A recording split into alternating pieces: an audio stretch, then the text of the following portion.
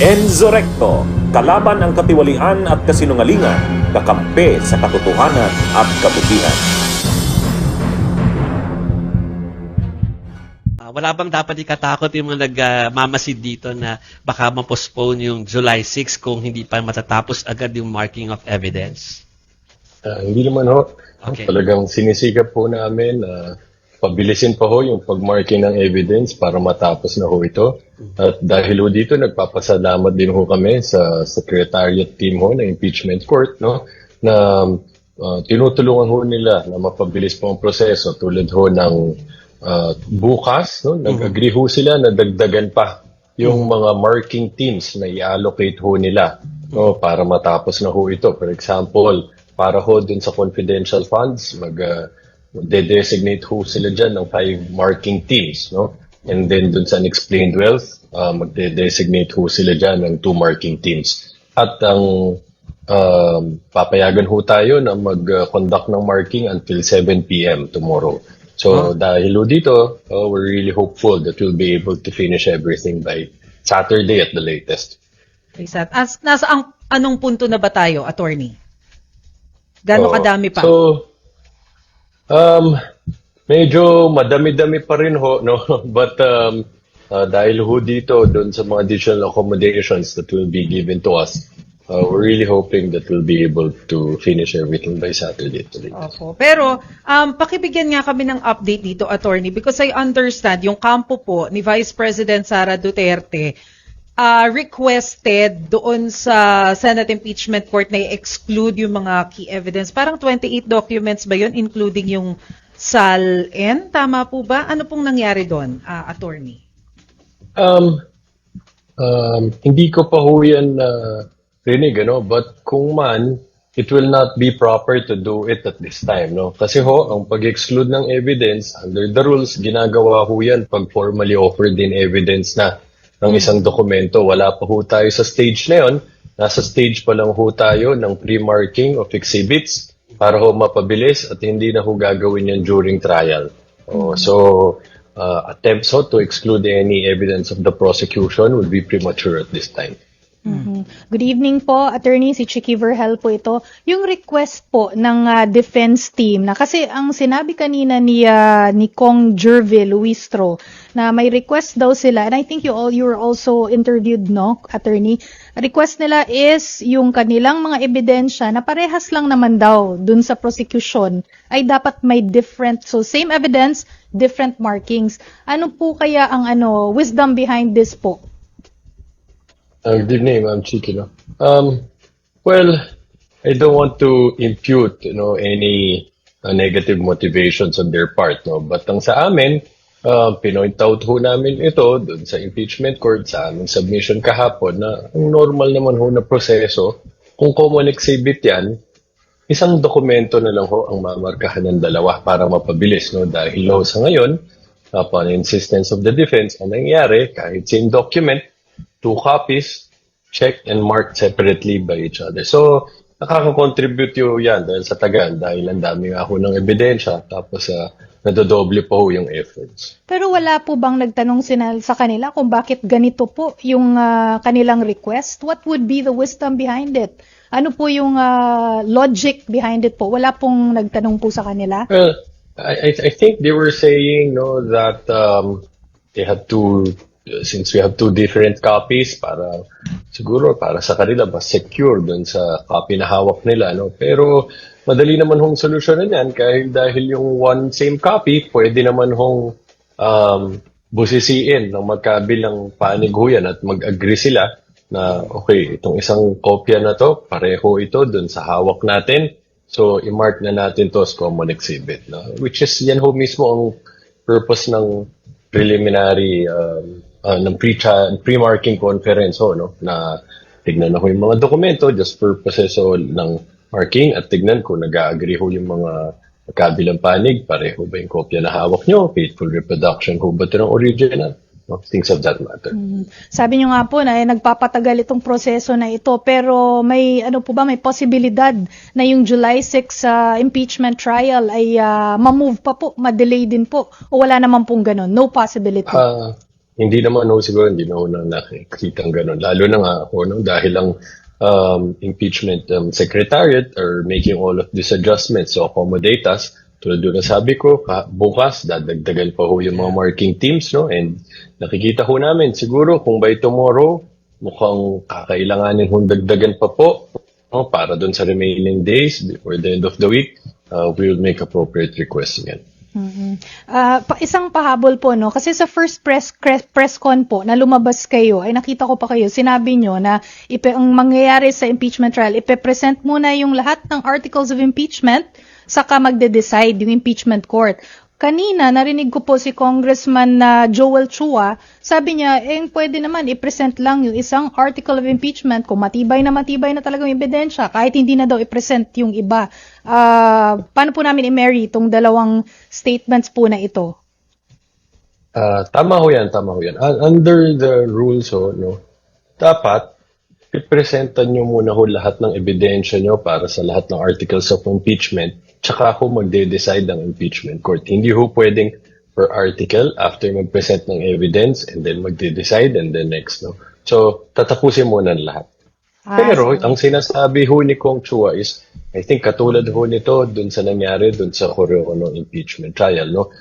In which case, finorgo ho ng prosecution yung ibang articles of impeachment. Kaya hindi na sila nagpresenta ng evidence, no, para patunayan ho yung ibang articles. No? I think what he was referring to is a situation na kung mangyari, after mag-present ng evidence for one article, ma-decidean na ho ng prosecution na hindi na kailangan mag-present pa ng evidence for other articles. In other words, we will forgo those articles of impeachment and we will ask the impeachment court, ito na lang hong article na to, mag-decision na ho kayo, no, kung about the guilt or innocence of the respondent.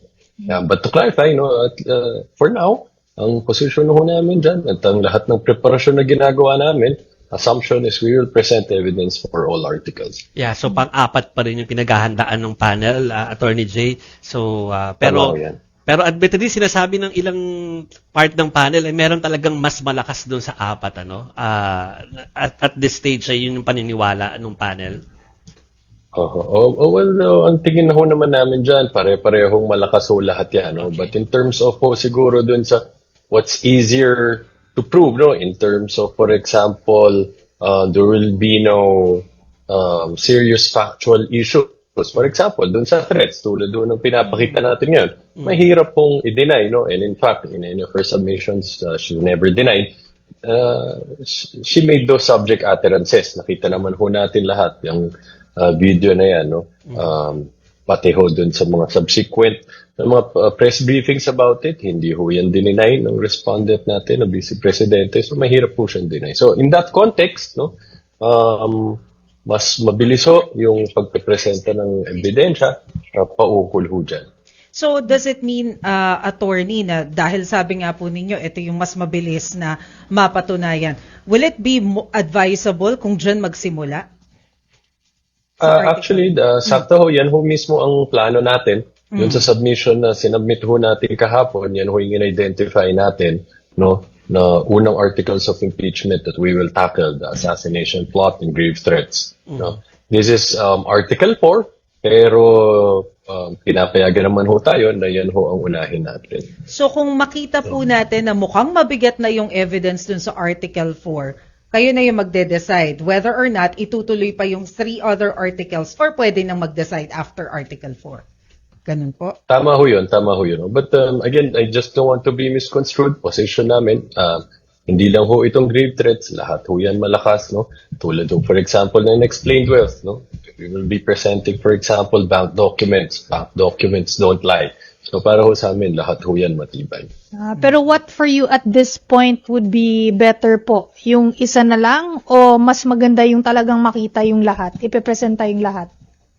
Well, maganda din ho makita ho lahat, no? Not just by the impeachment court, but the public in general, no? Lahat ng ebidensya patungkol ho dito sa lahat ng mga articles of impeachment natin. But again, of course, no, that decision will fall on the prosecution team as a whole, no? Siyempre, pag de-decisionan ho yan, primarily by the lead prosecutors ho, no? At And I'm sure mag-uusap-usap po lahat po ng public prosecutors dyan kung ano hong decision, kung magpapatuloy pa ho mag-present ng ebidensya para sa lahat. And gusto rin natin malaman kung sino si na Mary Grace Piatos. Actually, yun nga, no? Di ba?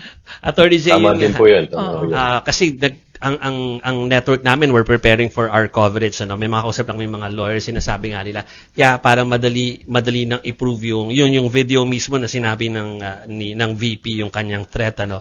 Pero kasi, para talagang yung tao ay iba ng pananaw dun sa liderato ni VP Sara daw, importante na yung money trail at saka yun nga, yung mga resibo ay mapakita, which is sa ibang articles naman kasi yun. Ano? Kasi hindi pa natin nakita yung mga Hindi yun. pa kasi natin nakikita.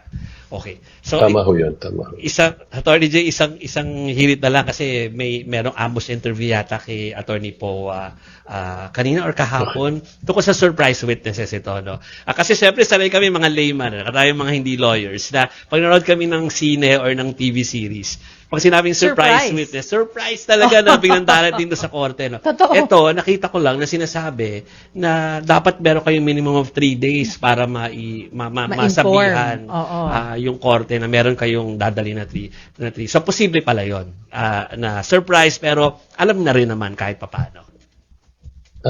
Tama naman ho yan. No? As a rule, dito ho sa pre-trial conference, dapat ilista nyo na ho lahat ng ebidensya at lahat ng testigo na ipepresenta nyo during trial. No? Again, as a rule, if it's not included in that list, you can no longer present that witness during trial. Pero may exemption naman ho yan. No? If you could justify that that witness or that evidence was not reasonably available during pre-trial. No? So, pwede nyo ho yan i-justify at para payagan ho kayo ng korte na ipresenta pa rin during trial. But technically, hindi naman ho yan completely na surprise witness na maituturing dahil nga ho, 3 days before the hearing, no, di-disclose na ho yung identity niyan dun sa kabilang panig ho at sa impeachment court. So surprise witness is the same as reserve witness po or magkaiba po ito? Yeah. Well, for example, kasi, no, pwede ho nilang i-consider na surprise witness in the sense that na-identify na during pre-trial, no, pero hindi lang linagay ang pangalan because of, let's say, security purposes. No?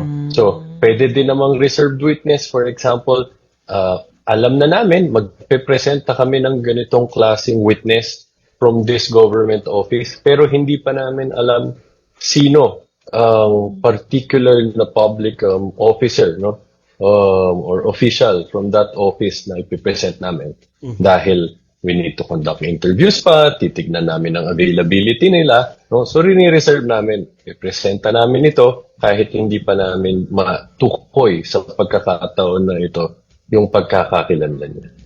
To end our first interview with Attorney J. Tolosa, no? Sana masundan pa, hopefully, para maging suki sa dito. Before kasi sinagot ni Attorney yung mga tanong ng mga kasama ko, Attorney, pinapakita namin yung video nung kahapon. Ito yung unang pagkikita ninyong lahat after lumabas yung nagkakairingan daw yung dalawang partido. No? Pero parang doon sa video na pinapakita namin kanina, parang mukhang Friendly. okay naman, friendly naman. So ano ba talaga ang real score para matanggal na yung sinasabi ng mga fake news about the way things are kapag nagkakaharap kayo? Totoo naman ho yan. No? Minsan talagang normal ho yung magkaroon ng spirited discussions, no, during the proceedings. Dahil syempre, adversarial ho talaga na nature niyan. Iba ho punto pinaglalaban namin. Pero yun alam nyo, legal community, napakaliit ho yan. No? So, malaki ho yung chance na ang isang law firm, no, at one point, baka naging collaborating counsel mo yan, meaning you're on the same side. O minsan, kahit na opposing counsel, pero hindi naman ibig sabihin na magkakaaway kayo. So, very cordial naman ho yung atmosphere kahapon as you've seen in that footage. Attorney, pahabol lang. Alam naman natin na yung impeachment proceedings, political proceeding naman ito di ba?